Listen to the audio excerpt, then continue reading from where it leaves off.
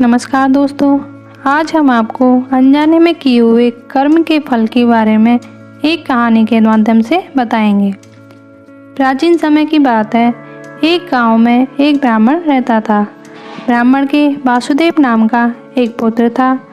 वह अपने कुछ दोस्तों के साथ पूरा समय बिताता था। उसके कुछ दोस्तों का आचरण सही नहीं था। वासुदेव बुरी संगति में फंस गया था। वह अपने मित्रों के साथ मदिरापान करता, चोरी करता और आते जाते लोगों को लूटता था। यहाँ तक कि वह जुआ खेलने भी लग गया था।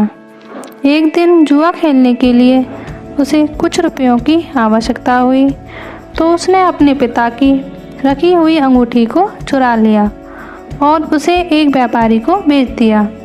एक दिन जब ब्राह्मण व्यापारी के पास गया तो उसकी नज़र अपनी अंगूठी पर पड़ी। ब्राह्मण ने व्यापारी से अंगूठी के बारे में पूछा तो व्यापारी ने सारी बात ब्राह्मण को बता दी। आकर ब्राह्मण ने वासुदेव को अपने घर से निकाल दिया। इसके बाद वासुदेव को अपने किए हुए कर्म का पश्चाताप हुआ। वह दूसरे नगर को चल दिया। वह अपना पेट भरने के लिए भीख मांगने लगा। उसने जो पाप कर्म किए उसके फलस्वरूप उसके कोढ़ निकल आया। उसके शरीर के अंग सड़ने लगे। इससे वह बहुत दुखी रहने लगा। नगर के लोगों ने भी उसे नगर से बाहर निकाल दिया। अब वह नदी के किनारे एक वृक्ष के पास कुटिया बनाकर रहने लगा। कुछ लोग उसकी दशा पर दया करके वहीं कुटिया में कुछ खाने को दे जाते और कुछ पहनने के लिए भी कपड़े दे जाते, जिससे उसका गुजारा होने लगा। वो हर रोज़ नदी से जल भरकर लाता और कुटिया के पास मिट्टी में दबी एक शिला पर रख देता। ऐसा करते हुए कुछ जल की बूंदें उस शिला पर गिर जाती थी।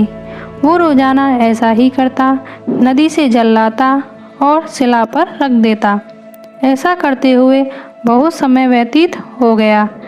एक दिन जब वह जल भरकर लाया तो जैसे ही उसने शिला पर जल रखा तभी उसके प्राण निकल गए। उसी समय यमदूत उसे लेने आ पहुँचे। तभी आकाश से एक सुंदर विमान उतरा। उस विमान में शिवदूत थे। शिवदूत यमदूतों से बोले, तुम इसे नहीं ले जा सकते। ये नरक का नहीं बल्कि शिवलोक का अधिकारी है। यमदूत बोले, इसने सारी उम्र बहुत पाप किए हैं। इसके पाप कर्म के फलस्वरूप इसके परिवार ने भी इसे त्याग दिया, इसलिए यह नरक ले जाने के योग्य है। ये सुनकर शिवदूत बोले, इसने भगवान शिव को जल अर्पित किया है। ये जो वृक्ष के नीचे शिला दबी हुई है, ये साधारण शिला नहीं है बल्कि शिवलिंग है, जो काफ़ी समय से यहीं विराजमान है। ये कोई नहीं जानता कि वासुदेव ने अनजाने में ही सही लेकिन पूरे महीने जल चढ़ाया है, इसलिए यह यमलोक का नहीं बल्कि शिवलोक का अधिकारी बन गया है। ऐसा कहकर शिवदूत उसे विमान में बैठाकर शिवलोक ले गए। इस प्रकार दोस्तों, जो व्यक्ति महादेव पर जल अर्पित करता है, महादेव के नाम का जाप करता है, वह शिवलोक को प्राप्त करता है।